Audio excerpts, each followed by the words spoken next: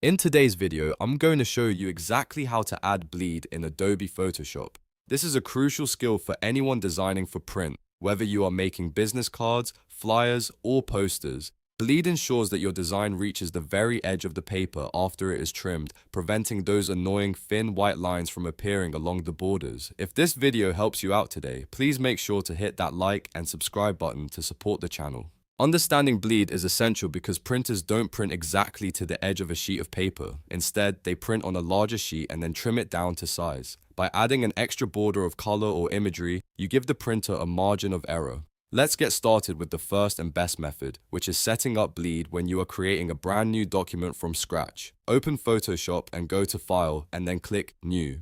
When the preset details window appears on the right, you need to calculate your dimensions. Standard bleed is typically 0.125 inches or 3 millimeters on each of the four sides. This means you must add 0.25 inches to both the total width and the total height of your finished size. For example, if you are designing a standard business card that is 3.5 inches by 2 inches, you would actually set your canvas size to 3.75 inches wide and 2.25 inches tall.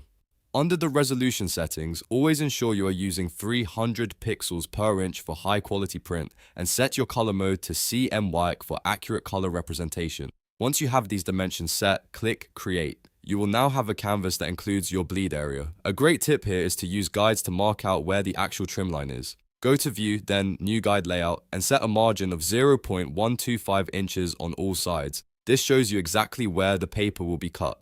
Now, what if you have already started a project and forgot to include the bleed? Don't worry, we can easily add it to an existing file using method number 2. With your project open, go to the top menu and select Image, then click on Canvas Size. In the Canvas Size window, make sure the relative box is checked. This allows you to simply add the extra space rather than doing math on your current dimensions. In the width field, enter 0.25 inches, and in the height field, enter 0.25 inches.